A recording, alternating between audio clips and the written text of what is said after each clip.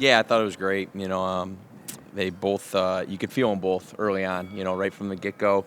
Again, in the run game, it takes everyone. I thought our line did a tremendous job just, setting the line of scrimmage.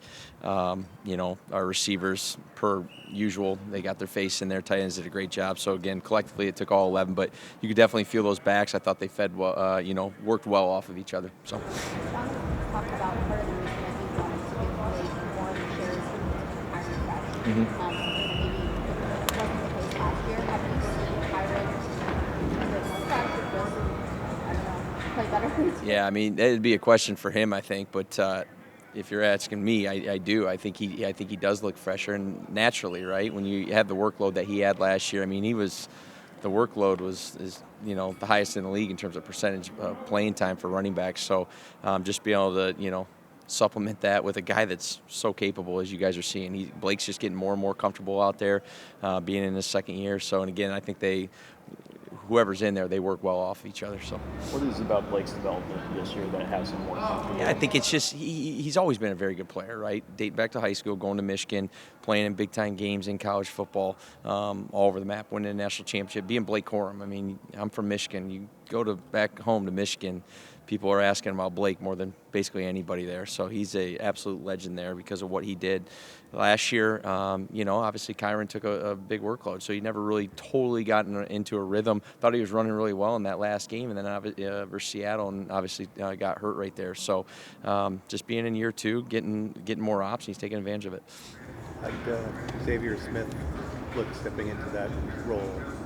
Yeah, I think it's the same thing as kind of Blake. The more he's played, the better he gets. I think my comment to Xavier every single Sunday before he takes the field is, "You belong," because he does, and he's earned it. He's earned the trust of not just the coaches but his teammates. When he's out there, we just feel like something good's going to happen. And again, that's not just because he had whatever it was, 81 yards, last game. You think about the first game, Matthew hitting him on that corner route, what we call a pylon route, versus Houston, that got us into scoring position. So, again, he just gets better and better with time, and I know Xavier's best days are ahead of him too.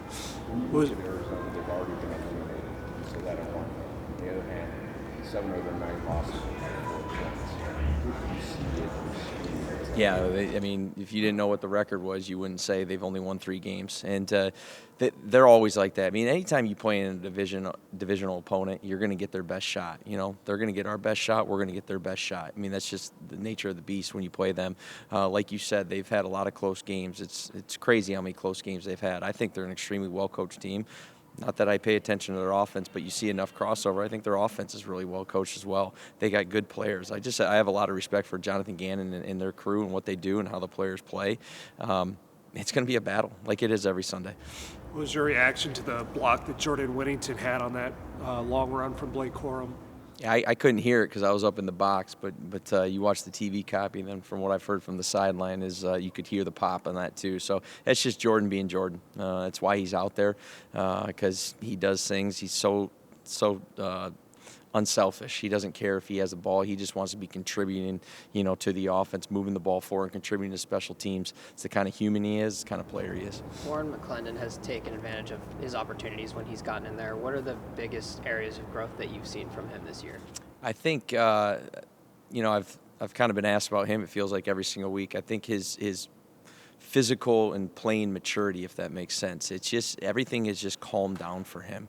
And again, I've been on record saying that first year wasn't totally fair for him, right? He was just banged up really when he got here and never really got healthy. And going into that second year was kind of, in my opinion, his rookie year. And there he is getting thrown out there on the left side, in week 2 last year versus Arizona, where he's obviously more comfortable to his right side.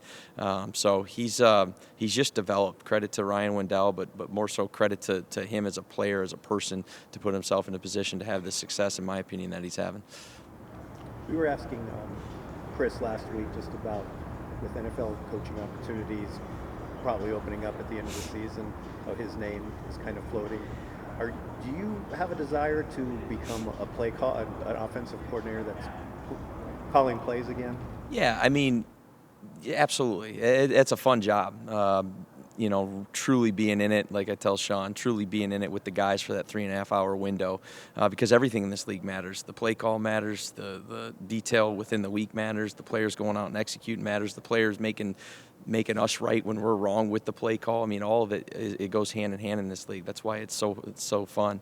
With that being said, that's not where any of my focus is right now. I mean, this is an awesome job that I have. I love being here. I love being in this organization. I love, being with these guys. I love being with the quarterbacks every single day. It's, it's nothing that I think about. Whatever happens, happens. You guys were obviously on a roll for several weeks here. What did you see as sort of some of the issues that popped up on Sunday?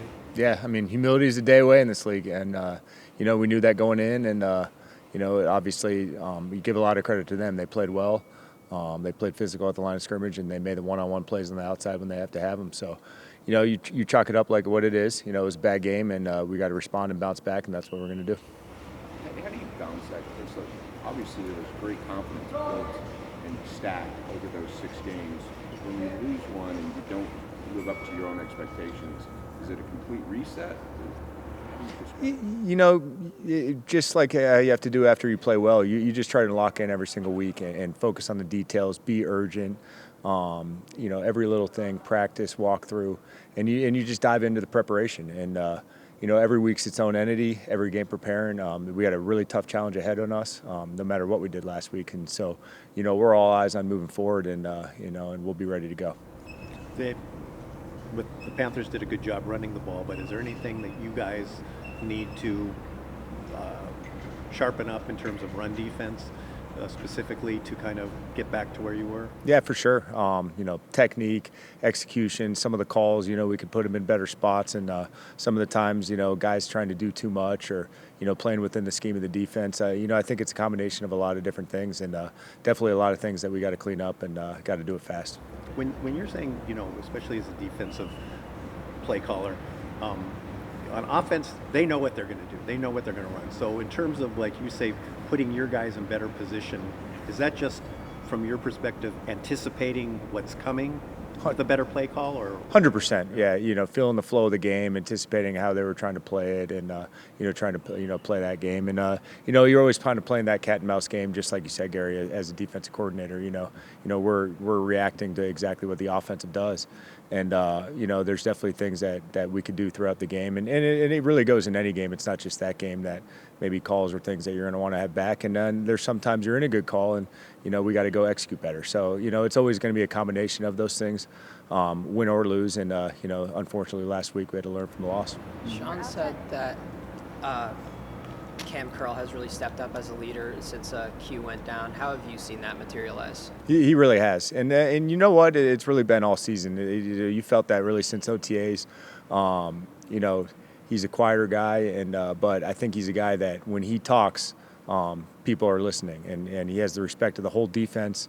It starts with his play on the field and his play in practice and his preparation, and I think being in his second year in the system, he's kind of one of the guys that you feel like he's kind of grown with us throughout the whole system, and he has a ton of confidence, and he's one of our smartest players, one of our best communicators, and he's definitely, because of that, he's definitely one of the leaders of the defense. Your outside linebackers had success last year, but at the end of the season, when you sat down with either individual players or Joe Coniglio, what were the conversations you had about how you guys could improve this season? Yeah, you're always going to stuff that you can improve on, and some of that stuff is we do a cool thing with meeting with the individual guys on things that they could do better, and what are the things that they do best on, and we're constantly evaluating that, really, whether it's throughout the season or training camp, and as a unit, I think they all would tell you that they could be. Every single play, just a little bit better focus every single play, and it's like I think that's always going to be the case, and that's what we're working on. What have you thought about the job Joe's done in that? Oh, he's unbelievable.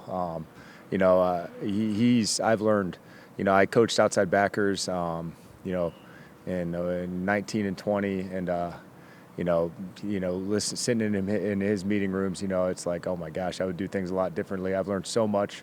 How he coaches it, he's tough on them, but he develops a relationship with those guys, so he can be tough on those guys, and that's how those guys want to be coached, and you see it, and you see how he's developed. All the guys that have come through here since he's been here, he does such a great job, and and those guys love playing for him.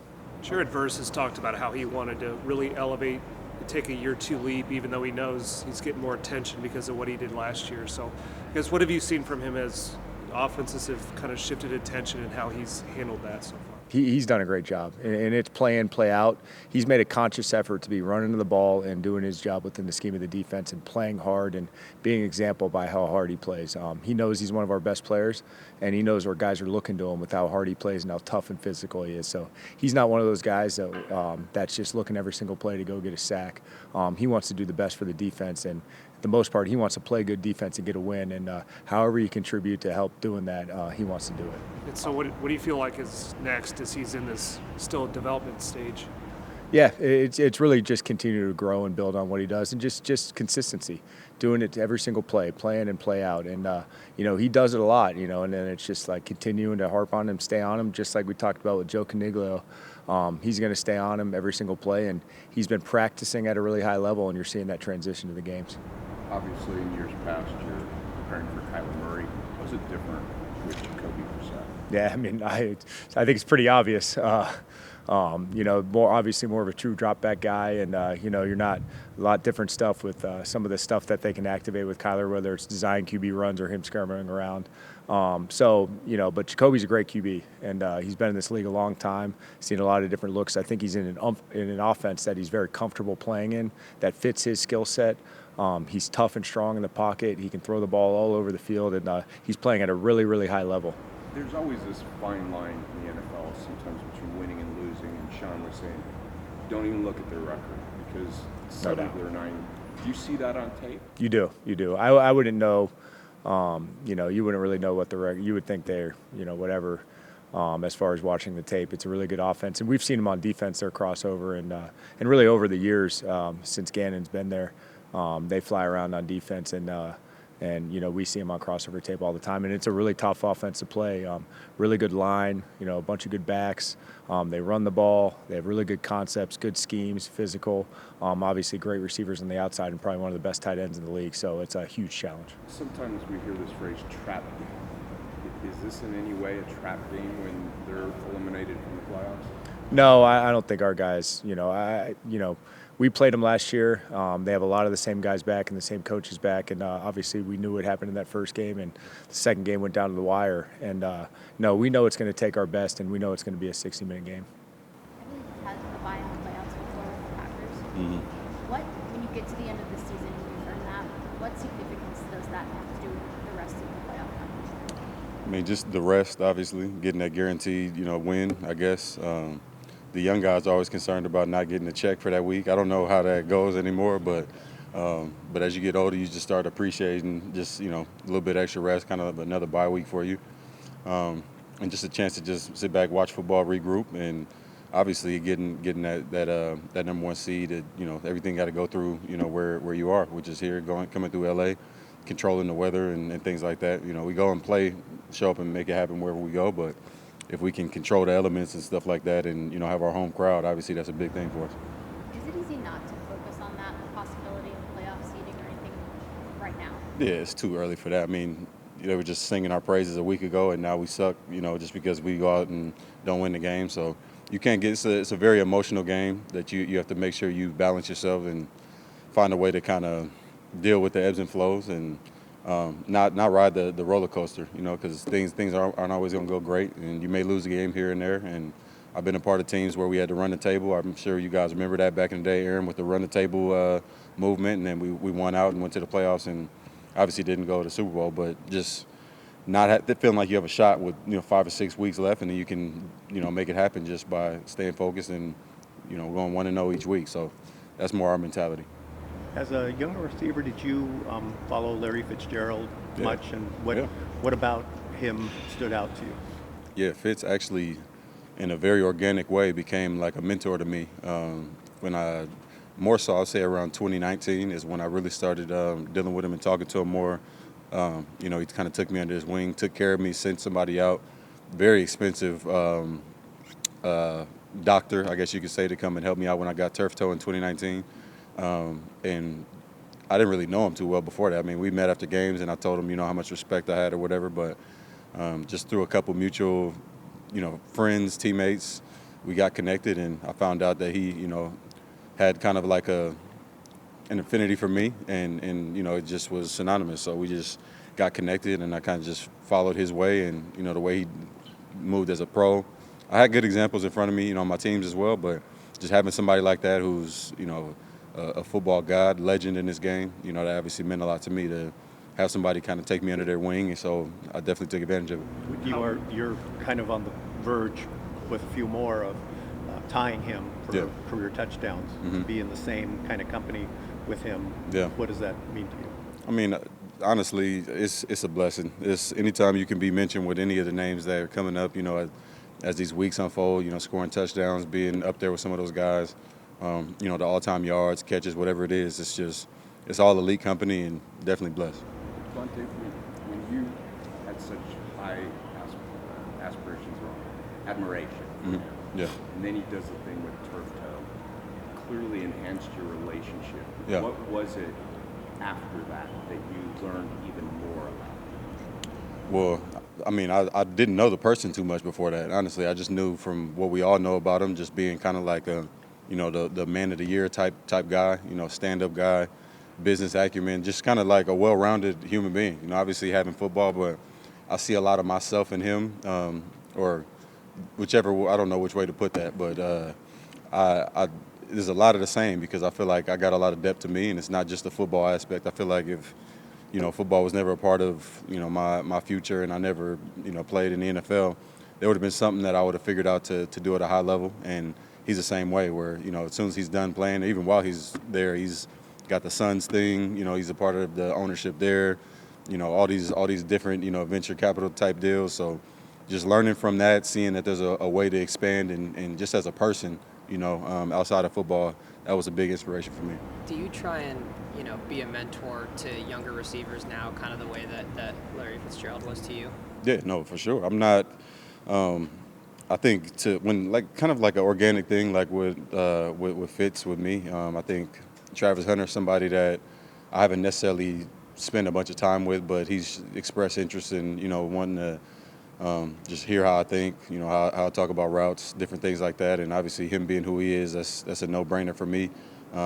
He's being coached by who was my receiver coach when I first got to Green Bay, and then who was my last receiver coach in Vegas. So just having that connection, we kind of got connected. Same with Brian Thomas over there. So really anybody. I mean, I've talked to guys, Justin when he first got in the league a little bit. Nothing like to the level what Fitz did for me, but I kind of let those things organically unfold, and I don't want to go around just giving unsolicited advice all the time, making people think I know everything, because I definitely don't, but trying to just offer up as much as I can. In life, sometimes we grow most when we lose something, or in the valley, so to speak. Yeah. Does that apply in this profession as a wide receiver when you lose a game? I mean, yeah, it can. I think it's just when you just are more process driven, and some of the things got taken out of context when I was with Vegas, talking about, I think we beat like the Patriots or something one week, and it just looked like, it didn't look good on offense, and everybody was happy that we won the game, and I wasn't obviously exactly flattered, because it didn't look like how it was supposed to look. It's kind of like the A.J. Brown type situation where, him wanting to obviously being happy about winning the game, but wanting his part of the thing to be a reason why, not necessarily his, but he's on offense. He wants the offense to look the right way. So it's one of those deals where you want so much for the team. So you could take it as a lesson and apply it, but for the most part, if you just stay process driven and stay locked into your details, that's ultimately what we're after. How does you were telling us this was your first real free agency. You obviously made football decisions, and you're having a lot of fun here. On a personal level, with your family and everything, what has it been like in LA and being part of this team? It's been awesome. I mean, my family's feeling the love. Everybody that works here, as far as that gets connected with the families, that they've all appreciated how they, been helping out. LA is not the worst spot to live. I mean, the weather's beautiful, and in December we got 60, 70 degrees, so it feels like home. How does the hamstring feel, and is this the same issue you dealt with early in the season, or is it any different? No, it's different. It's a little different spot, but it's feeling good though. I'm feeling much better than what I anticipated, and honestly, just wanted to be smart about it. I felt it kind of early in the game last week and was able to get through the game just fine. So just want to manage it. We got a turtle race coming up here, so we just got to make sure we're available. Jared, you guys have been so good against the run for most of this year. So when you look back at last week, what did you feel like was maybe a little bit off that let them run the ball so well? I think we took advantage of knowing that a lot of people, kind of understood that we were good against the run and kind of, leaned a little bit away from it. So the fact that, a team came out there and started running it against us kind of took us by surprise. We weren't grounded the way we usually are. That the game against Arizona last year was like one of your first NFL games. What do you recall about that? I mean, we got whooped, but, And for you, playing in one of your first games, what was that experience? it was, kind of like the mindset of, like, no matter what's going on, you got to keep pushing through it. Like, all my college career, at Florida State, I never was really down by, like, a lot. So, kind of being down by a good amount and, knowing that we still have to play, you still got to finish the game, you still got to be better in your aspect. And there was a lot of things I took away from that game personally that, I can't do this in the NFL game, they're going to do this. I can't do this, I can't do that. So I took a lot away from that one. Do you believe in this phrase trap game? They're 3-9, a lot of close games. Does that register with you at all? No, I don't believe in trap games for real. I mean, it's the NFL. Every game you're liable to lose, whether a team got a way better record than you or a way worse record than you. This is the NFL. Like, it's just simple as that. It's not like a college where you're an FBS school, top, in the country, and then you're going up against some small, D2 or anything like that. It's not that. How would you describe what it's like in the outside linebacker room? I'm sorry, you said what? How would you describe what it's like in the outside linebacker room? What it's like? Yeah, like your relationship with everyone. Oh, I feel like I got a good relationship with everybody. I mean, I feel like we all laugh a lot, we joke a lot, but we also know how to get down to business. Like when we're on the field, all that laughing and joking kind of goes away. But when we're in the meeting room, when we're walking around, we'll go out, we'll hang out, just go grab dinner and stuff like that. Like we have a good relationship with everybody. What's your relationship like Joe Coniglio? Joe, I thought when I first met with Joe, pre-draft and everything like that, I thought he hated me. Like, I thought there was no way in hell I was coming to the Rams because I thought he hated me. Like, he didn't laugh or smile at all during our meeting or anything like that. I was like, nah. But, since I've gotten to know him, since the time I've been here, me and him have grown very close. He calls me a lot. He'll ask me how I played, what I thought. He'll give me his thoughts on how I can be better or, you did this, keep doing this. We have a good relationship. You had a very successful rookie year. What were the conversations with him after the season, kind of like your exit interviews of what you could do better this year? It was a lot of playing like within the defense, within the scheme and the structure, being one of the 11, not like, having 10 other people trying to cover me up because that doesn't make sense for anybody. Being one of 11, that's why I feel like our defense has had so much success this year is because I've gotten more accustomed to my role of just doing my job. I don't have to be Superman all the time. I just got to do what needs to be done. Did you tell Joe about that pre-draft first impression when you did get here? And if so, what was his I probably reaction? talked to him probably at least once a month about it. And that, I genuinely thought he hated me. I was like, but this dude doesn't even he didn't smile at all. Like when I first got here, I thought his smile was sarcastic. So we have a good relationship though. Is he hard on you? Yeah, he's hard on me. I think besides myself and besides my immediate family, I think he probably is the person that wants me to be successful the most. So, when he sees me not reaching my full potential or doing something that is more average than anything, he immediately gets on me. He kind of gives me the runaround, not in a disrespectful way, but in a man-to-man, you're better than that way. Obviously, last year you guys were playing Kyler Murray quarterback, a running quarterback. Now it's going to be Brissett. In your position, you love a challenge. Do you like a running quarterback more? Do you like spending years back going after a drop? I hate running quarterbacks. I don't want you running around all day like the first game we had against Kyler, I should have had 3 sacks, but he just kept running around. When they have a great maneuverability like Kyler does, it makes it a lot harder. Obviously he has great he can run, he can do all that good stuff, but he's not Kyler's one-on-one. He's basically he has the ability to run like a wide receiver but throw like a quarterback. He's a special challenge. A lot of guys have talked about Sean McVay's ability to, up people's confidence and get people to believe in themselves more than they thought they could based on his belief in people. Do you have an example of him doing that for you? Yeah, I mean, the first 2 games this year, I wasn't playing, my best ball. I was getting double teamed a lot, and then, I kind of let it get to my head. I kind of got frustrated, and I kind of got accustomed to just sitting down and kind of like, all right, I'm just going to eat up blocks and stuff like that. Sean brought me into his room. I think it was after our second game, right before we played Philly, and he showed me a bunch of film from last year. He was like, this is the guy I know. Like, these first 2 games, we're going to completely forget about him, but this is the guy I know. And from then on, I was like, all right, I got to be better, not just for my own aspect, for my own sake, but, to make him proud because he took a, chance on bringing me. Like, when you draft anybody, you're taking a chance on them. Are you conscious of, in terms of like finishing plays and running to the ball and all that kind of stuff, are you conscious of the fact that you are a tone setter for your teammates, that they're doing their job, but they have their eyes on you too in terms of how you're playing? I try not to look at it too much like that, because when you look at it like that, like, oh, I'm the tone setter, I'm this, I'm that, I feel like it kind of puts you above everybody else. Like, I just try to do my 1 of 11. I'm going to run to the ball, I'm going to try to make a play, I'm going to try to do what I have to do, but I'm not going to do anything that's trying to put our defense at detriment. I mean, last game, for example, I did that, a good couple times, and you see what happens. Like, that's what happens, and I can't do that anymore. Obviously, I feel like a lot of people say that, like, oh, you're a tone setter, but I just try to do my job. I'm not trying to focus on anything else. So where do you feel like you guys are now coming out of this last game and going into the next one? I feel like today for a Thursday, I feel like we came out with good intensity. I feel like the message has been to not lose our process, the things that have been leading to our success throughout the season, and kind of just get to come back in, assess what we needed to do better and the ways that we can improve, and come out with the goal that we want in mind, and then being able to execute it completely this weekend. A lot of guys have talked about that this week, process-driven. In your time in college, obviously, playing at BYU in Washington, was that part of the equation, or do you see that more as a Sean McVay equation?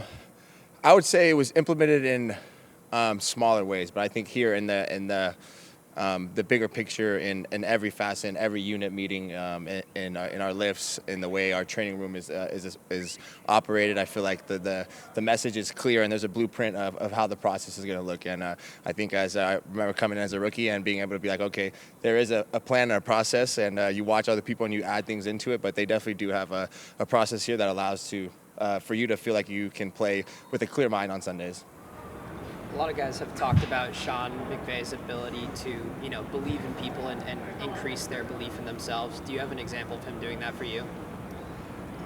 Yeah, I guess I can think of just one of my first catches in my rookie year was a little RPO that ended up being a little 5-yard route. Took it for 17. And they're being showed in that the next week after we won that week 1, and the little highlight tape that we get to watch on Saturday night going into that next game, and being like, just thinking like I made the highlight tape, and coaches just talking about that one, and it was in the team meeting, and being like, wow, I can do this. He believes in me. What do you recall about the game against the Cardinals last year at Arizona? I remember not being there, watching it at home, and being it was a long Sunday to say the least. But just being able to watch, and the learning opportunities and how critical each play is and each snap, and something that coach talks about is being able either to continue that momentum that we're keeping, or being able to switch it back to our side. And some of those plays in that game, and those being examples, and some of the things that we know that are controllables, that we can keep that momentum, and that'll be put to plan on Sunday. Did you feel a little helpless having to watch it? Yeah, I wasn't able to really move around at the time. I was having some lower extremity issues, so I was like, oh man, like never more have I been like I wanted to play Madden and run the score up. You're someone that takes a lot of pride in run blocking, especially duo or otherwise. So when you're able to, execute blocks like that, whether it's plays like that or other run concepts, what's it like, especially when it helps contribute to days like Blake and Kyren had last week? Yeah, I mean, there's nothing like scoring a deep bomb and catching one and hearing that moment when the crowd goes silent and then they erupt when you catch the ball. But there's also no better feeling than watching I think Jay Witt when he has a crack block and gets the opportunity to flatten somebody and is transitioning up the field to continue to block somebody. And you see that pure excitement. And the whole time I'm thinking, like, man, I thought I had a good block on the backside too. And I'm like, damn, he's more excited than me. And I was like, man, I had to really demolish that guy. So I think it's a standard that we have in our room. And it makes it fun when they make you right. And the times that you don't block the right guy or you get edge, they go out there and break a tackle and make it still go for 20. This is a team that's shown resolve and resiliency before this season, whether it be after losses or during a game when there's been a setback in a game. Just when you think about that steadiness and resolve, like what stands out about this team's ability to maintain that no matter the circumstance? I think something that coaches preach and that it definitely comes through who runs our general in number 9 is just the communication that happens, whether it's on the sideline, whether it's in the huddle, throughout the play call, of helping guys with cues, reminders to help us have the best chance to go out there and execute. I think that communication, and then it happens between the guys too. There are head nods, there are fist bumps, there are things to communicate, and it creates a synergy. And when we go out there, you can feel when we're all on the same page. Congrats on your nomination. Appreciate that. What does that mean to you? It means everything. I think I just want to start off and say thank you to everybody who played a part into allowing me to even be in this position to get here. I know Molly Higgins, she's played a huge role. Obviously, the whole Rams organization and then themselves, the community side of parts of things also just allowed me to, want to do these things, and then they made it possible. I remember coming to Molly at the beginning of the season. I told Molly, I said, every Tuesday I want to be somewhere. I want to be in the community. I want to continue to keep inspiring, impacting, create change amongst people of the young age. And so, Molly, she does what she does, and she went out there. She figured out all the things that I could be, useful at, things that I could go and do exactly what I said I wanted to do, and she made it possible. So shout out to Molly and all the Rams. But to me, it's a blessing. To me, this is why I play the game and what I do it for. What are some of the things that you have done in ways you've connected with the community this year? Well, first of all, I think just recently, what I'm super proud of myself about was being able to host a turkey drive at the Lincoln Rams end of the season banquet. And then to me, honestly, I was thinking about it just being there, and I was thinking about, remember Little League and having all those banquets as a Little League, and imagine if an NFL player would have walked into my banquet and just, been there. I would have been shell-shocked, and so being able to do that, it's a blessing. I was able to be here with the Rams wheelchair team, being able to obviously play football, but continuing to keep dreaming, being able to not be told no by anybody, and those guys are the examples of that. They're still playing football despite the disabilities that they do have, and, they're having fun doing it. So being able to just meet people like that, even the STEAM unit at the Bogus Middle School, for me, that was another great opportunity just to be able to connect with young kids, connect with the education, and just be able to bring football in amongst of just the city and all the people that are woven in here. You said you told Molly you wanted to be somewhere every Tuesday. Obviously, with your faith, and this is December, what speaks to your heart about helping in going into the Christmas? Yeah. It's the holiday spirit, that giving spirit. It's that putting others before you type of spirit. Obviously, that's what you wish for throughout the holidays. But I've been trying to, ever since the summer, I've been trying to be like that every single day of life. Trying to not just be focused on how can I be in the best mood, I want to be able to serve others, be able to impact others, and not only just kids, but obviously my teammates and people that I come in contact with every day. I think it's a blessing to be a blessing, and I think you have a choice to be that. And so for me, it's just going about each and every single day with the same energy and the same love for everybody that you have, and just being able to be the light in this world. How does that give you balance? Yeah, I think it gives me the ultimate balance, because if I didn't have this, I'm the type of person who sits in the house and thinks about my run from 10 weeks ago, and so this what allows me to really realize the blessing that I do have of playing football. I'm able to step away from the field and all the mistakes that I thought I just made, and I see a kid and they give me the smile that I should be having on my face because I'm living my dream. But instead they're able to do that for me, and that allows me to realize, man, why am I tripping over this stuff? Life is so much bigger. Life is so much more meanings to this besides being down about a mistake that you can fix. And so for me, that's what it's all about, just being able to really receive the blessings from others the way that I, want to give them too. You've been involved with the community even going back to your high school days. A lot of those initiatives even involved, youth mentorship and engagement types of, or education, types of opportunities. Just what's drawn you to those two in particular? I know you're involved with a wide range, but that seems like that's in particular a lot of what you do. I think it's mostly, I know it for a fact is leaning on my faith, acts of service, acts of faith, and just continuing to, like I said, to have that love for not only yourself, but for others in this world. And so, like you said, in high school, I went to a Catholic high school. It was my first time ever being really ever in a Catholic faith, Catholic environment, Catholic school, whatever. And so what they taught me there was acts of service, community service. And from freshman year to senior year, we had to do a service project every single year. And I remember getting to Notre Dame, and we didn't really have those type of things. Throughout the football we did, but to me it wasn't enough. To me, I was always wanted to just do a little bit more. And so that's why, like, when people stop me now and ask for pictures or autographs, I always say yes, because I know how it is as a kid to be able to, want that, but just being able to where I come from, and to me, that's an act of service. Like that is just something, me taking a little bit of my time to do something for somebody else, and so that's just what it's all about in my life. That's what I want to focus it on, is being able to just continue to give to others so that you can, fully receive everything else.